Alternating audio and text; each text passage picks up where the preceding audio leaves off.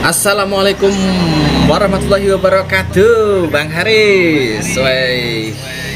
Waalaikumsalam warahmatullahi wabarakatuh, Pak Bos. Woi, gitu ngomongnya Pak Bos. Apa kabar, Bro? Alhamdulillah sehat. Gimana? Nah, gimana nih posisi Bang Haris Muniri nih? Posisinya? Lagi ini arah ke Garut ya, lagi istirahat. Oh, lagi istirahat. Ini mau besok rencana mau ke Garut, Bang. Mau ke daerah mana Garutnya? Pokoknya ke daerah Cicalengka rencana. Oke. Ya, ada perlu lah dikit di sana. Gimana, Bang? Ya, biasalah. Ingin bincang-bincang aja sama Bang Haris Muniri ini. Gimana? Nah, ini kan apa ya? Ini tentang Pi Network sih Bang ya. Nah, ini kan sebentar lagi 28 Juni nih Bang. Nah, 28 Juni ini apa sudah bisa open mainnet atau belum nih kira-kira Bang?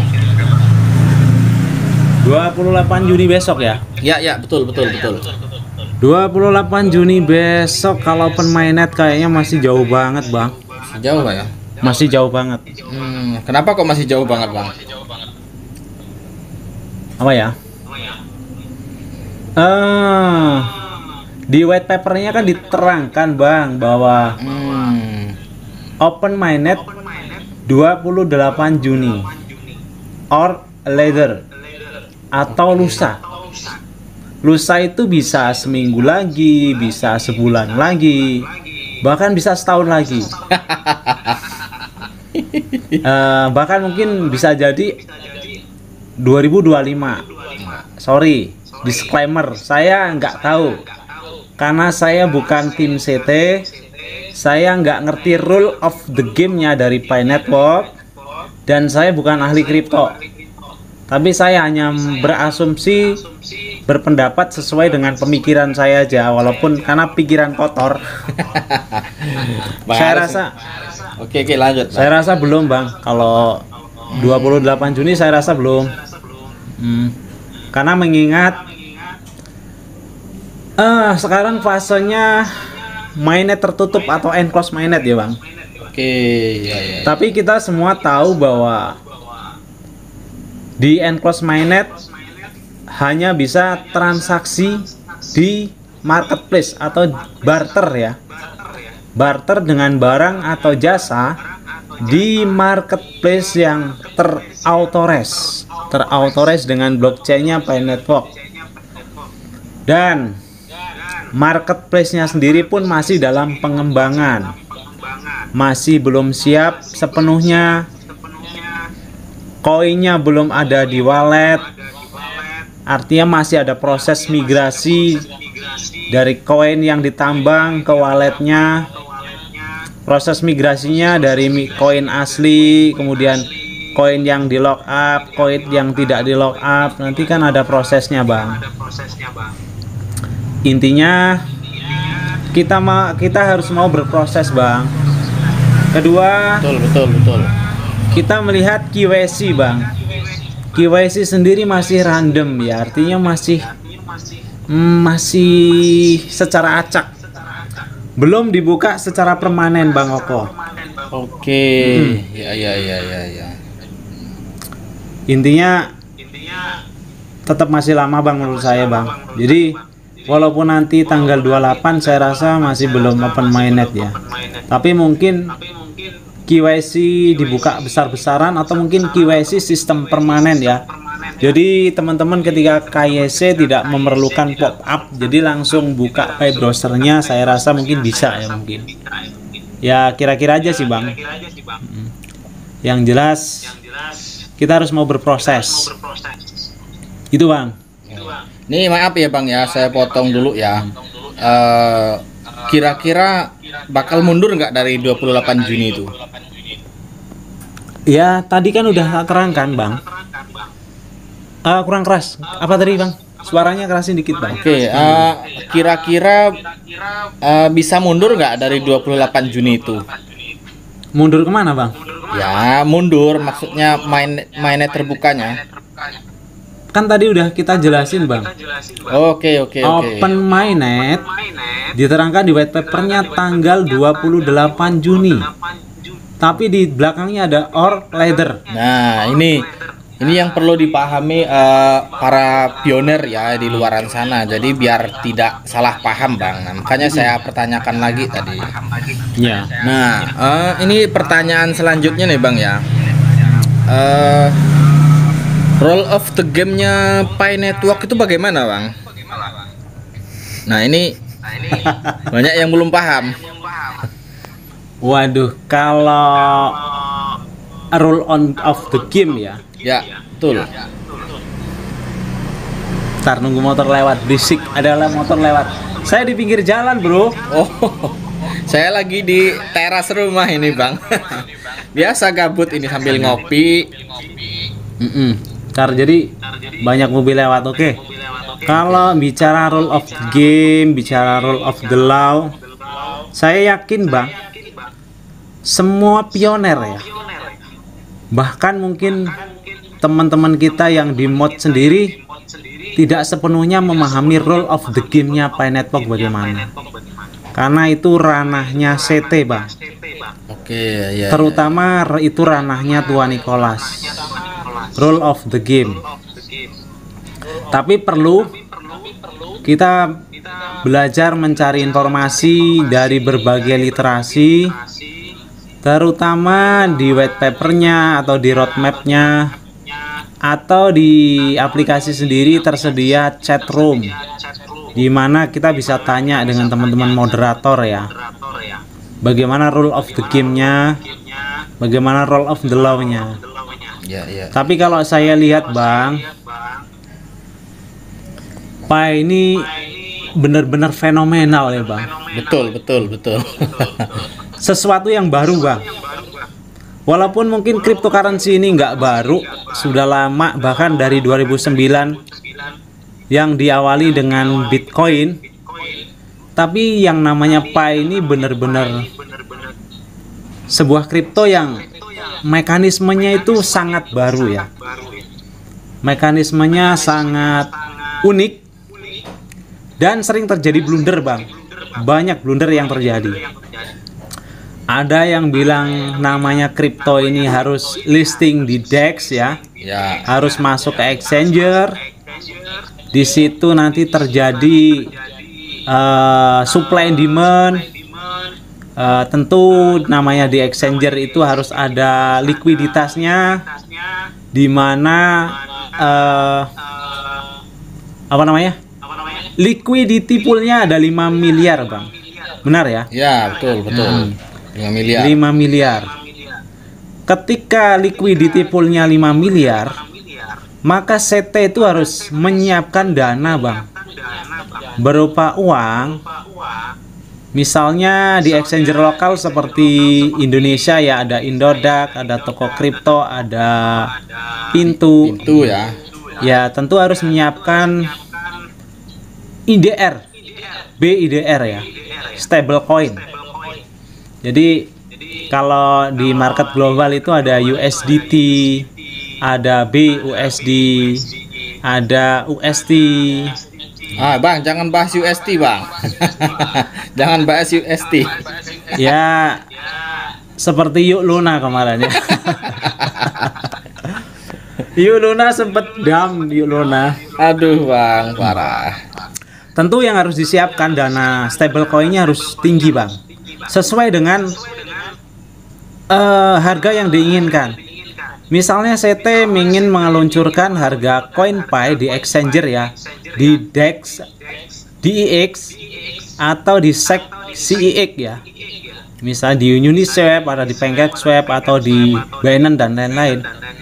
Dana yang disiapkan itu harus stabil, harus sesuai untuk menentukan harga peluncuran.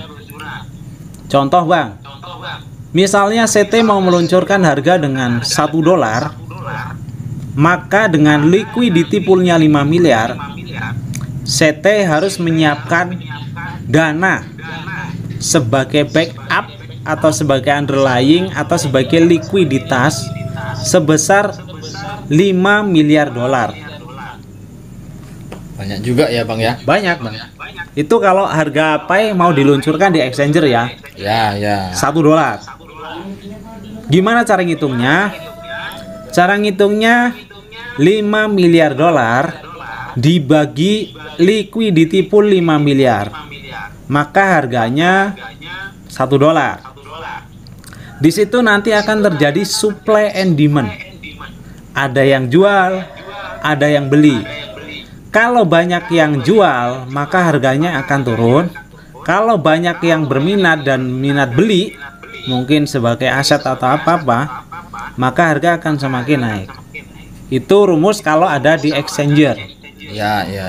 Kemudian yang digadang-gadang itu kan harganya konsensus, ada yang $100, Ya. ada yang $1000. Kalau diluncurkan di exchanger dengan harga $100, liquidity poolnya 5 miliar, maka CT harus menyiapkan dana sekitar berapa Bang? 50. 500 miliar 500 dolar ya? Bang. 500 miliar dolar itu kalau dirupiahkan sekitar berapa triliun ya Bang? Udah aja nggak usah dihitung lah, nggak usah dihitung. Banyak. Ntar pusing, jangan dihitung. Intinya gede bener Bang. Itu Iya. lebih besar dari APBD Bang, APBD Indonesia Bang. Wah. Jadi ya mungkin CT punya dana segitu mungkin ya, mungkin kita nggak tahu. Cuma ketika di listing di exchanger dengan harga segitu gedenya Bang, $100, yang perlu diantisipasi oleh tim ya, tim develop maupun apalagi teman-teman holder ya. Saya yakin Bang, hampir semua penambang Pi di seluruh dunia ini pengen menikmati koinnya. Walaupun hanya menjual 10 koin atau 1 koin atau 100 koin. Tentu. Karena tentu. harganya 100 miliar Bang. Harganya $100, artinya 1.400.000. 10 koin aja sudah hampir 15 juta. Kalau koin yang beredar 70 juta sekarang ya, yang sudah di mining dan dibagi 35 juta penambang, maka masing-masing penambang kita hitung rata mereka memiliki 2000 koin Pi masing-masing. Dan ada lock up. Kita hitung rata-rata sama Bang. Kita hitung misalnya semuanya di lock up 50% 3 tahun. Artinya masing-masing pioner memiliki 1000 koin Bang. 1000 koin yang beredar. Jadi ada peredaran koin 35 miliar koin Bang. Itu yang beredar. Itu yang ada di wallet masing-masing pioner yang sudah lulus KYC. Oke. 35 miliar itu beredar. Tentu dari 35 pioner ini Bang, 35 miliar pioner ini, 35 juta pioner ini Bang, semua pengen menikmati. Sudah pasti. Pasti. Ketika masing-masing pioner ingin menjual koinnya, misalnya dalam satu waktu Bang, dengan time frame ketika meluncur di exchanger nih 1 jam atau 2 jam atau 1 malam, ada gelombang sell dalam waktu yang sama misalnya, totalnya 6 miliar koin Bang dijual, dimaksud di exchanger jam. Tentu 6 miliar koin terjual tadi, yang akan terbayar hanya 5 miliarnya karena likuiditasnya hanya 5 miliar Bang. Masing-masing menjual $100, maka Pi tidak akan ada harganya, pasti anjlok, Pasti dam ya Bang ya, pasti. positif.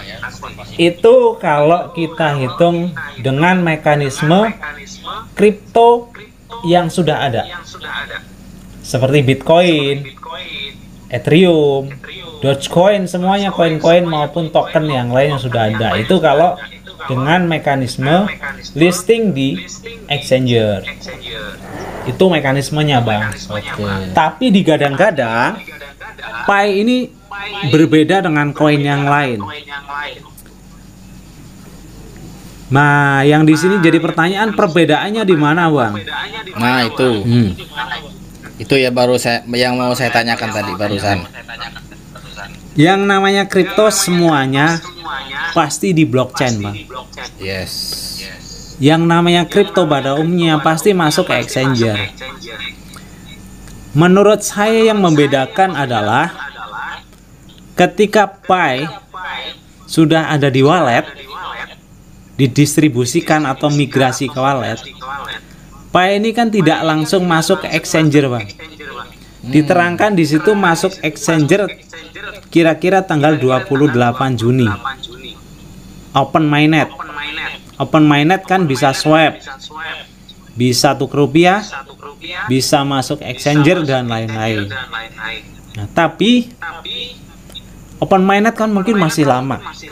Nah, perbedaannya, CoinPi di sini ketika dirilis ada mainnet tertutup, di mana koin tersebut hanya bisa transaksi tukar dengan barang atau jasa yang sudah disiapkan di ekosistem marketplace atau mungkin utilitas yang lain, mungkin penyedia layanan jasa ya, dan lain-lain. Dan itu mekanismenya, karena saya nggak terlalu paham platform, ya silakan teman-teman pelajari di grup-grup telegramnya, kan ada edukasinya. Ada telegram Pichen Mall, ada telegram TPG, ada telegram PMI. Nah, silakan dipelajari. Semuanya didukung, didoakan, mudah-mudahan lancar. Amin, amin. Karena itu adalah tempat di mana marketplace di Indonesia. Karena saya rasa yang disebut likuiditas nanti, Bang, karena tidak ada di exchanger, maka likuiditas itu adalah teman-teman yang ada di vendor, penyedia barang dan jasa. Mereka akan menjadi likuiditas. Tentu masing-masing marketplace, masing-masing negara pun mempunyai marketplace yang berbeda-beda ya. Mungkin punya marketplace lokal dan marketplace yang global. Saya rasa di situ ya, penyedia barang dan penyedia jasa itu yang akan menjadi likuiditas. Sehingga CoinPi tidak menggunakan likuiditas berupa stablecoin atau koin, tapi berupa barang, Bang. Kalau berupa uang, CT harus menyiapkan dana yang saya sebutkan tadi. Tapi kalau berupa barang, di situ semua pionir bisa berkontribusi. Yang punya dagangan, di situ bisa didagangkan. Yang tidak punya dagangan, mungkin punya keahlian jasa atau apa, di situ bisa, Bang. Mungkin jual jasa, menerima CoinPi itu hadiahnya atau pembayarannya. Seperti itu sih, Bang. Oke. Oke nih, Bang ya. Ini yang keras, Bang, saya nggak dengar. Oke, sorry. Oke, Bang ya. Abang kan tadi bahas Bitcoin ya, Bang ya. Nah, ini kita bahas Bitcoin, Bang ya. Kita kan tadi sudah bahas Pi Network ya. Nah, ini ngomong-ngomong Bitcoinnya Abang nih gimana nih kabarnya sekarang? Nggak usah ngomongin Bitcoin, Bang. Kayaknya lagi apa ya? Dari raut-raut mukanya kayaknya agak ya intinya dinikmati, Bang. Dinikmati aja. Karena investasi, Bang. Nah, ya betul. Ya. Investasi ini kan sebuah resiko. Kita membeli dua resiko. Resiko untung dan resiko buntung. Ya, betul itu, Bang, betul. Jadi nggak jaminan kita beli Bitcoin terus jadi nanti untung, itu nggak jaminan. Tapi mungkin bisa untung, mungkin untuk jangka panjang. Hold, Bang, Tapi ya. ya di hold. Tapi bisa jadi terus kita malah rugi. Ya contohnya teman-teman yang beli di angka 800 juta sekarang, Bang. Ya mungkin yang penting jangan nyiapin tambang ya. Nangis darah kayaknya, Bang. Ya itu tadi, Bang. Oke, ini salah satu kelebihannya Pi Network dibanding Bitcoin, Bang. Ini kita file back ya. Oke. Kita file back sejarah Bitcoin. Nah, menarik nih kayaknya, Bang. Tapi disclaimer dulu, Bang Koko. Oke, ya nggak Disclaimer, apa-apa. ini asumsi saya pribadi. Karangan atau terawangan maut. Terawangan tanpa dupa ini, Bang ya. Pakai ramalan tanpa dupa dan tanpa mantra. Jadi gini Bang Koko ya, kita sedikit file back Bitcoin. Oke. Bitcoin dirilis, diluncurkan, ditambang tahun 2009. Jadi ada sekelompok pemuda yang mengatasnamakan Satoshi makan soto ya. Nakamoto, Oh, Bang. Nakamoto. Ya. Mereka itu sekelompok pemuda yang beranonim. Satoshi makan soto ini anonim, Bang. Makan soto. Jadi terkesan ke Jepang-Jepangan. Padahal sebenarnya kita nggak tahu ya. Itu kan hanya anonim supaya orang nyangkanya di situ Bitcoin dibuat oleh orang Jepang. Padahal bukan, itu hanya anonim, Bang. Kamuflase untuk menyembunyikan sang develop atau sang pencipta. Bisa jadi made in Mbah Putin. Bisa Rusia. jadi made in Maman.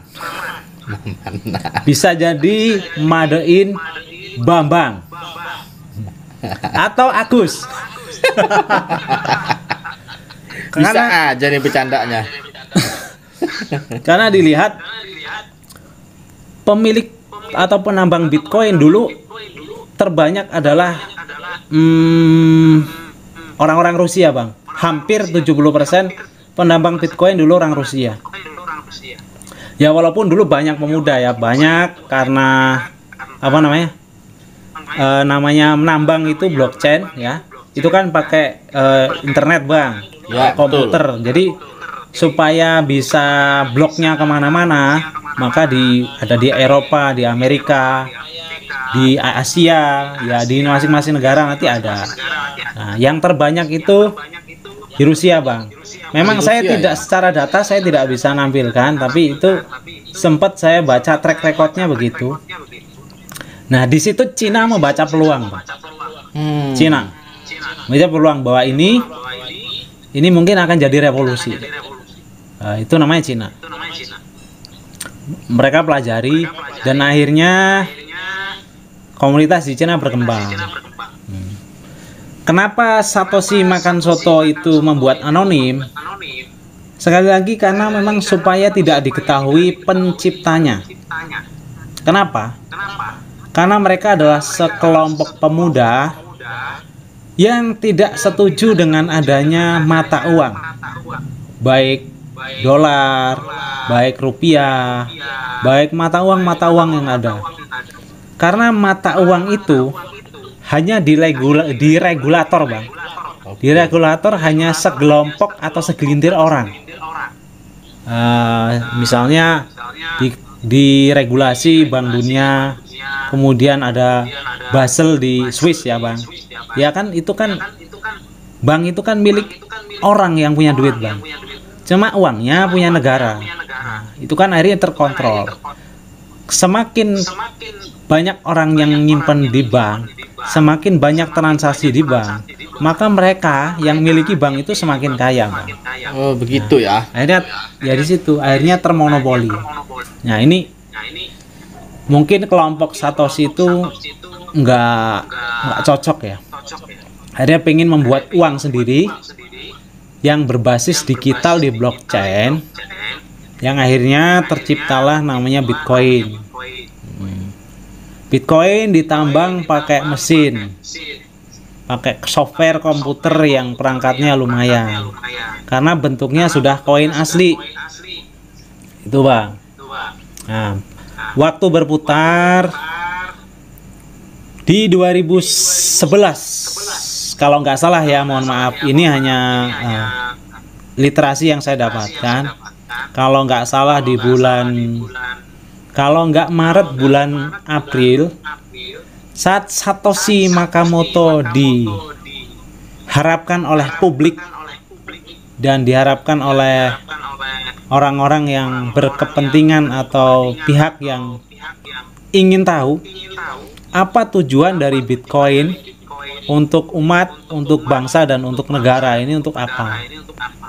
Tapi di sebelum hari H, Bang, sebelum hari H, mereka itu menghilang. Bahkan apa namanya? Privat kayaknya aja dibuang. Karena supaya nggak ada yang tahu. Karena mestinya, Bang, karena itu seperti melawan hegemoni keuangan yang sudah ada, tentu mereka akan terancam, Bang. Ya, betul. Betul. Positif itu. Bisa jadi mereka didor misalnya. Ya, kita nggak tahu itu geopolitik ya, kita nggak tahu di situ. Kita kan hanya asumsi pribadi, kita nggak tahu. Nah, akhirnya komunitas-komunitas kan seperti ayam kehilangan induk, Bang. Akhirnya kan track recordnya ya, dari diluncurkan ada dulu BTC hanya bisa untuk barter, Bang, tukar ke sesama penambang, jual ke orang yang pingin punya koin. Bahkan ada track recordnya Bitcoin ditukar dengan pizza, Bang. Oh ya, sempat dengar ya? Sempat itu di Italia ya kalau nggak salah ya, Bang ya. Saya agak lupa track recordnya, Ya. karena 10.000 BTC ya ditukar hanya 2 loyang pizza. Waduh. 2 loyang pizza itu dulu kalau nggak salah seharga 300.000 apa 150.000 ya, dibagi aja BTC berarti 10.000 ya, ketemunya berapa. Kemudian ya komunitas berkembang di Cina, dan berkembanglah komunitas-komunitas penambang dan komunitas-komunitas yang menyimpan aset berupa Bitcoin. Mereka menamakan sebagai cryptocurrency, Bang. Nah, itu awal mula sejarah dari cryptocurrency, sejarah dari Bitcoin. Dari 2009 sampai 2013, Bang, tidak ada exchanger. Tidak ada yang namanya DEX, tidak ada yang namanya SEX. Jadi tidak ada Uniswap, tidak ada PancakeSwap, tidak ada Binance, tidak ada Indodax apalagi. Nah, di 2013 itu komunitas Cina, Bang, itu kelompok pemuda atau komunitas membangun sebuah exchanger, bursa pertukaran kripto pertama di dunia.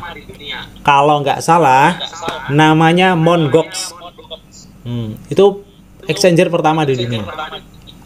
Kemudian ada BTC Cina.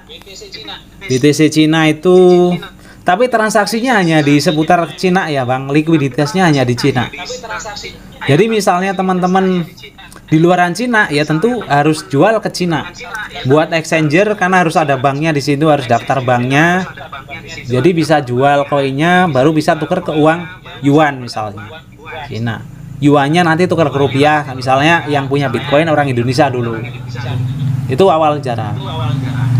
Akhirnya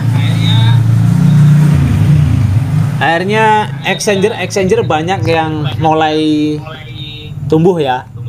Disusul sama apa ya dulu ya? Coinbase. Ada OKEX. Kemudian Huobi nyusul Binance. Kemudian di Indonesia sendiri ada Indodax ya. Itu pun Pale Oscar itu belajarnya di Cina dulu waktu itu, nggak salah. Dan waktu itu di Indonesia itu pun jadi blunder, Bang. Bahkan sempat itu dianggap melanggar hukum ya. Bahkan Oscar dulu sendiri sempat Bitcoin dianggap haram. Bitcoin, bahkan Pale Oscar itu sempat dipanggil, Bang. Bahkan mungkin dipanggil, hampir dipidanakan ya. Dikenakan 2 pasal penggunaan uang selain rupiah, kemudian pasal pencucian uang. Kalau nggak salah ya, Bang. Itulah sejarah Bitcoin, Bang. Cuma karena Satoshi menghilang, akhirnya BTC ini tidak tahu ranah kemana, tujuannya kemana. Akhirnya menjadi aset komoditas yang bisa diperjualbelikan di exchanger, Bang. Akhirnya bisa di pump, bisa di dump, dan cara memilikinya harus mengambang menggunakan mesin ya. Tentu untuk memilikinya butuh modal yang lumayan. Itu, Bang. Boros listrik juga, Bang. Ya tidak semua bisa memiliki Bitcoin karena saat itu juga keterbatasan teknologi, Bang. Nah, mungkin orang-orang yang punya komputer, punya internet, yang paham internet sendiri kan masih hitungan jari lah ya. Saya sendiri mengenal Facebook tahun berapa ya? Tahu internet 2016 aja masih. Ya dulu sih sudah sih waktu SMA dulu ya. Waktu 2011 itu, cuma kan internet masih susah dulu. Itu sejarah dari Bitcoin. Nah, Bitcoin berkembang di Cina, Bang. Oke. Begitulah juga Pi Network, Bang. Nah, ini ada kesamaan ya. Sama tapi enggak apa ya? Serupa tapi tak sama. Sama-sama kripto, tapi mekanismenya beda. Ya. Tentu dengan mekanisme beda, visinya beda, misinya beda, manfaat dan kegunaannya nanti beda. Tentu kalau mengatakan Pi ini kripto, Pi ini juga uang, maka akan terjadi blunder, Bang. Tentu akan banyak pemahaman-pemahaman yang berbeda.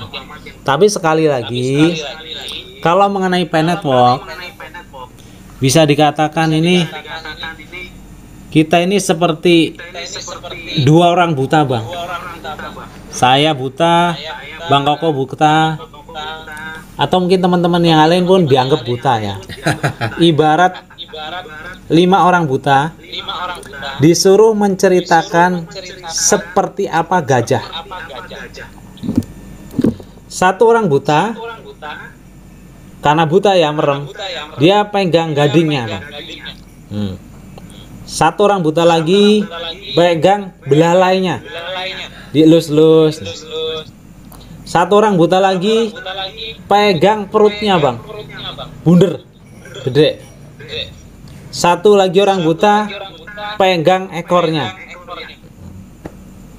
Satu orang buta lagi pegang tainya, Bang. Jadi kalau ditanya gajah ini gimana, Bro? Orang buta yang pertama, gajah ini panjang telalainya, kayaknya bisa gerak-gerak gini-gini. Kayaknya ujungnya ini ada bolok lubangnya nih, bisa masuk tangan saya, katanya. Jelas ceritanya berbeda-beda. Ya. Satu orang buta lagi cerita gajah itu seperti apa, karena megang gading, maka gajah itu kecil panjang, keras gitu. Satu lagi pegang perutnya. Tentu kalau tanya gajah itu apa, gajah itu bulat, gede, ada bulunya. Yang satu lagi pegang ekornya, Bang. Ekornya itu kan, ekor itu kayak apa ya, ujungnya itu ada rambutnya gitu kan. Satu lagi, Bang, pegang tainya. Kok anget? Kok becek? Apalagi baru keluar, Bang, anget, bau lagi. Sama, jadi kita pun seperti itu karena banyak ya. Makanya saya, Bang Koko, mungkin teman-teman yang ngerti blockchain, teman-teman yang ngerti kripto, yang punya keahlian di bidang kripto mungkin akan beda pendapat. Ya kalau saya, karena saya ini style saya halu, ya saya anggap Pi ini luar biasa, Bang. Nggak apa-apa, Bang. Halu nggak bayar pajak. Tapi intinya disclaimer, kami hanya pioner biasa, tidak punya hak untuk menganalisa dan menilai karena itu ranahnya CT. Tapi Ya, kalau ditanya teman-teman yang lain pun sebenarnya nggak paham. Jadi kita nggak boleh sok menggurui. Nah, Ya kita hanya edukasi semampunya. Ya sesuai style. Style saya halu. Ada style lagi yang kritis. Ada style lagi yang bodoh amat. Ya, jadi kan karakter pioner itu masing-masing. Yang sama-sama pioner aja beda, apalagi yang bukan pioner gitu, Bang. Maka kalau pengen memahami ya harus jadi pioner dulu. Ya, betul. Yang sama-sama pioner aja pasti beda pemahaman. Beda, karena semua narasinya tertulis, Bang. White paper tertulis. Roadmapnya tertulis.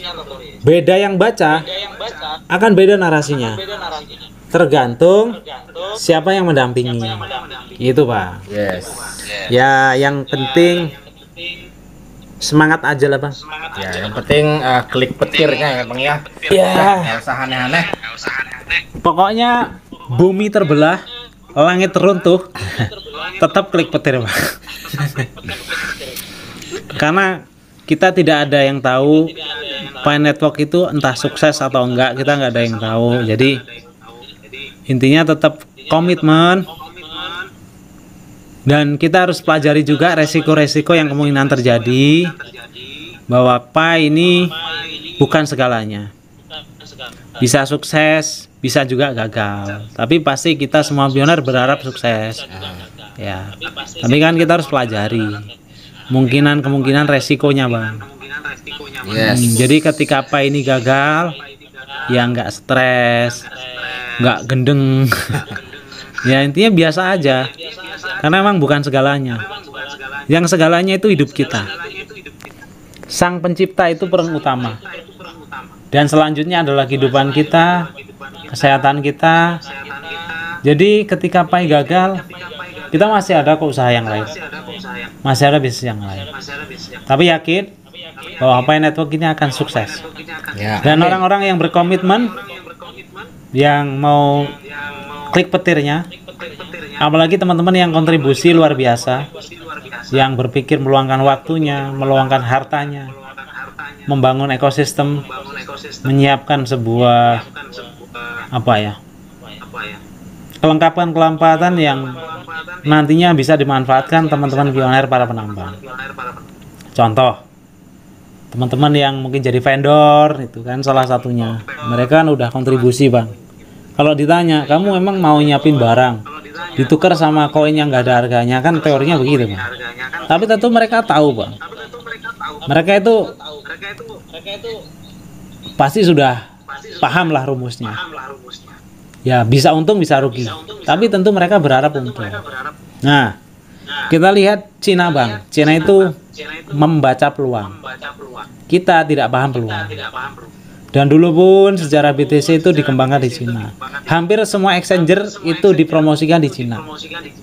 Hampir semua koin maupun token, hampir ya, tidak semua, itu dipromokan di Cina.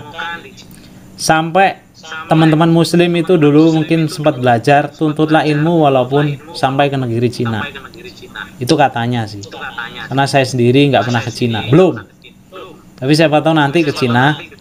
Nanti kita lihat realita yang terjadi di Cina itu seperti apa sih. Katanya sudah bisa barter, bisa ini. Sebenarnya bukan barter, guys. Itu mungkin pendaftaran. Atau mungkin orang-orang yang menyiapkan ekosistem. Karena untuk barter koinnya aja belum ada, gimana mau barter? Misalnya mau ini pakai materai, ya kalau menurut informasinya kan dilarang, Bang. Dengan jaminan iming-iming uang atau apa-apa kan dilarang. Bisa dilaporkan. Jadi saya rasa yaitu hanya potongan-potongan video aja sih, Bang. Ya gitu, Bang. Tapi Pi ini karena kalau dilihat rule of the game-nya akan menjadi suatu alat tukar ya. Tukar dengan barang, tukar dengan jasa. Kalau Pi menjadi alat bayar, maka pioner Indonesia ini tentu hanya akan gigi jari, Bang. Karena regulasinya nggak bisa. Dilarang menggunakan uang selain rupiah. Iya, kalau untuk regulasi di Indonesia. Ya, di Indonesia. Ya mungkin Indonesia tertinggal. Ya seperti Bitcoin pun sama. Bitcoin di Indonesia mungkin hanya bisa diperdagangkan, tapi di negara lain kan ada sih yang mengadopsi, contohnya El Salvador. Ya, El Salvador. Itu bisa. Bahkan beberapa negara seperti Rusia katanya bisa Bitcoin bisa menjadi alat pembayaran. Tapi kita nggak tahu sih. Tapi mungkin dengan berjalannya waktu, berjalannya keadaan, berkembangnya teknologi, tentu akan ada perubahan-perubahan. Ya intinya kita jangan kaget dan jangan gagap era. Siapa tahu ini adalah peluang kita menuju kesuksesan bersama. Yes. Walaupun sekarang masih disebut halu rame-rame. Halu. Mumpung halu nggak bayar pajak, Bang Koko.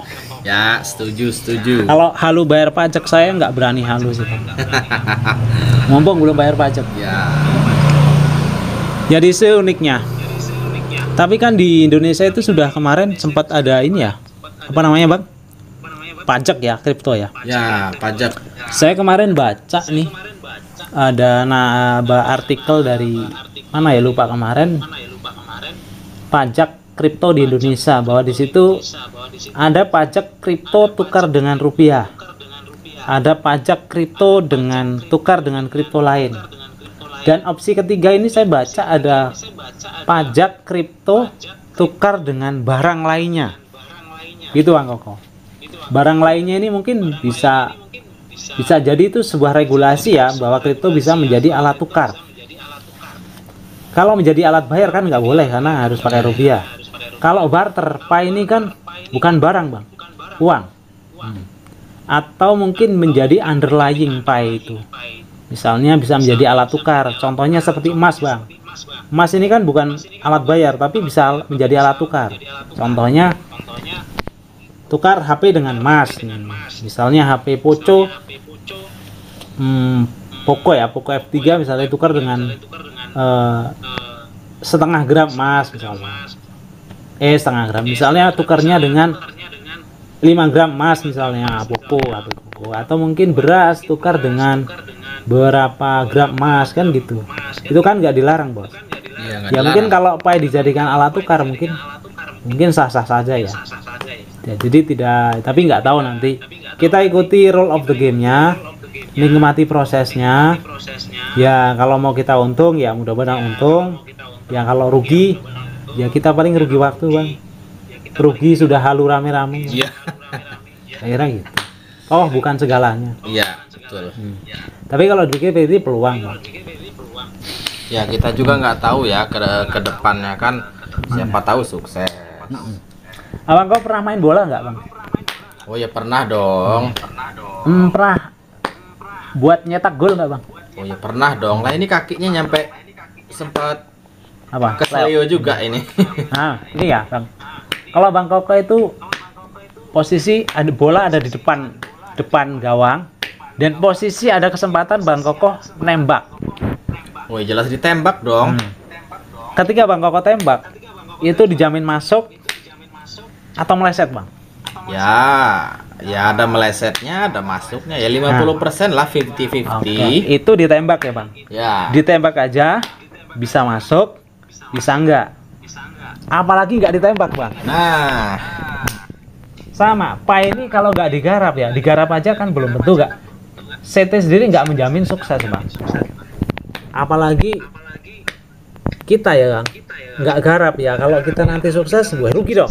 Yang mending diambil dong. rugi lah. Ya walaupun halu ya bodoh amat, Bang. Cuma, Bang, kalau tadi ya kita bilang kalau Pi ini luncur di exchanger, maka harganya itu kalau dengan harga tinggi otomatis akan terjadi rug pull, Bang. Iya. Seperti tadi mekanismenya. Akan banyak orang berbondong-bondong sell karena apalagi plus 62 ya. Kayak kita nih. Pingin inilah, pingin itulah, bahkan mungkin yang terlilit dengan lilitan. Terlilit ular. Tapi kalau mungkin luncurnya $1 mungkin masih banyak yang nahan ya, banyak yang hold ya.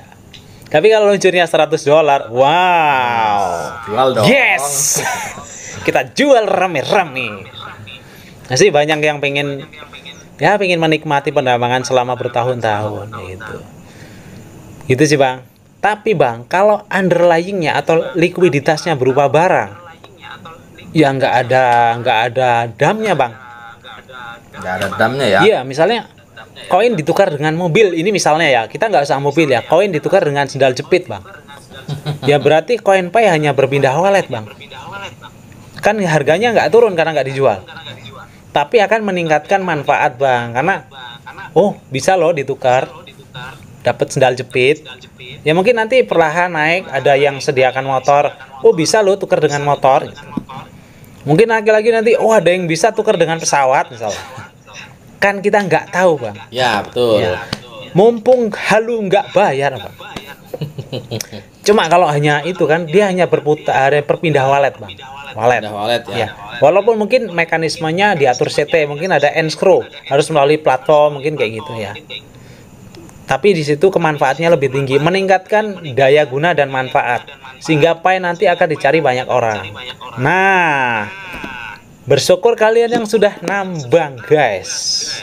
Nanti kalau yang nanti itu ke depannya untuk mendapatkan koin Pi sulit. Walaupun toh mungkin nanti bener-bener listing micin, Ajinomoto nggak apa-apa guys. Bisa buat nyayur asem. Bisa buat beli Bisa beras. buat beli beras mudah-mudahan. Ya nggak tahu guys.